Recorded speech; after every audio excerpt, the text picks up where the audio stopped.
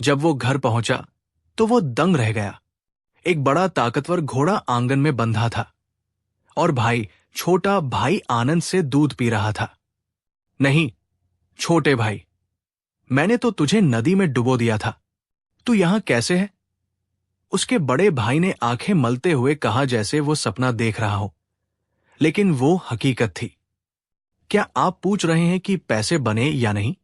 आपको यकीन नहीं होगा, नदी में क्या डूबा था। मुझे तो एक बोरा सिक्कों के साथ ये घोड़ा उड़ाकर घर ले आया। आप क्यों हैरान हैं? छोटे भाई ने बड़े शान से कहा, आपने मुझे नदी में डुबोकर मेरा बहुत बड़ा एहसान किया। छोटे भाई की बात सुनने के बाद उसे भी बोरे में चांदी के सिक्के और एक बड़े घोड़े पर चढ़ने का लालच जाग गया। उसने भाई को एकांत में ले जाकर बहकाया, भाई, मुझे भी बोरे में डालकर उसी नदी में डुबो दो। मैं भी एक बोरा सिक्के और एक घोड़ा लेकर आऊंगा।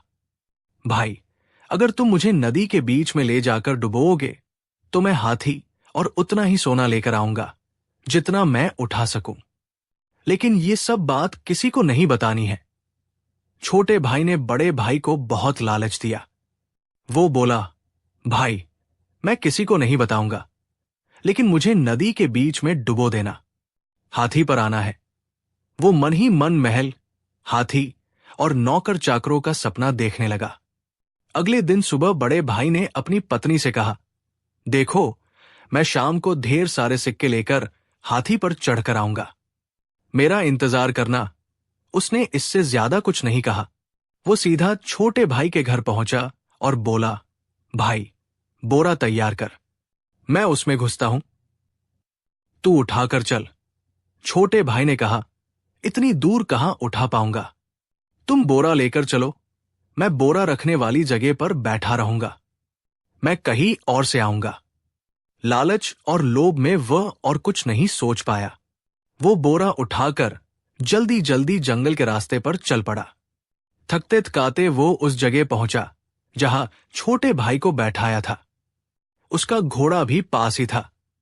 उसने बड़े भाई को बोरे में डाला, बोरे का मुंह कसकर बांधा, बोरे के निचले हिस्से में एक पत्थर भी बांधा, मुश्किल से उठाया और नदी के बीच में ले जाकर डुबो दिया। छोटे भाई ने बड़े भाई को पानी में डुबोते हुए कहा, अंतिम विदाई, भाई, तुम अब हाथी पर स्वर्ग में ही चढ़ पाओगे। मुझे बहुत दुख हुआ, मन न चाहते हुए भी मुझे तुम्हें मारना पड़ा, मैं क्षमा मांगता हूं। बोरे के अंदर से बड़े भाई